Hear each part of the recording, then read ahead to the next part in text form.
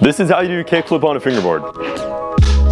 Doing a kickflip on a fingerboard is really simple once you understand how it actually works. How you position your fingers on the board plays a huge part in how difficult the kickflip is. If you have your fingers turned and kind of offset on the board, this is going to make the board kind of spin sideways one way or the other instead of actually doing a nice straight kickflip. When I kickflip, I have my pointer finger kind of overhanging the board just a tiny bit, and then I have my middle finger kind of just in the middle of the tail. So that's how you want your fingers on the board, but how do you actually kickflip? A lot of you probably understand what happens when you do a kickflip on a skateboard, and this is a little bit different. When you pop the board, don't try and slide your middle finger up to then flick the board down, because that's very difficult to do on a fingerboard. Instead of sliding your pointer finger up to then flick the board down, slide both your fingers at the same time. You want to have a basic idea of snapping the board down to actually get it into the air, and you don't have to learn an ollie before a kickflip, but I would definitely say it helps a little bit.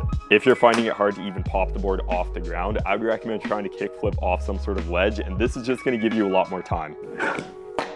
When you pop the board up, you're going to keep your fingers together, but slide both of them to the nose of the board. This is the tail, this is the nose, and it doesn't really matter if the board is flipped one way or the other. When you pop the board and flick your fingers, you want to just flick your fingers a little bit faster than the board is moving. A fingerboard is very lightweight, so you don't need to flick it very hard. Something that can help is doing the kickflip going fakie, which just means you're going towards the tail of the board. So doing a kickflip going fakie makes it a lot easier just to get that flick. Now if you're trying this and the board just wants to go to the side and it doesn't want to go straight, this is how you fix it. This comes back to where you have your fingers positioned on the board. If the board is spinning like a kickflip but it's kind of rotating, you're probably using your middle finger to kind of scoop it out a little bit too much. Most of fingerboarding actually happens in the wrist and not really the fingers. When your fingers flick up on the board, you're almost using your wrist to kind of get that flick. You can't really slide both your fingers without using your wrist, so make sure your wrist isn't flicking the board in a weird way. Something no one really talks about is filming clips in slow motion to kind of see what you're doing.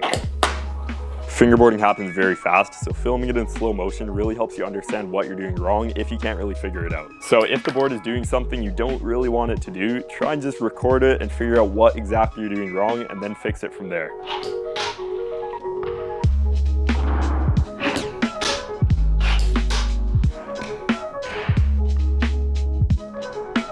Last thing I want to mention, if you're trying this on a tech deck, it's going to be much harder than a professional fingerboard.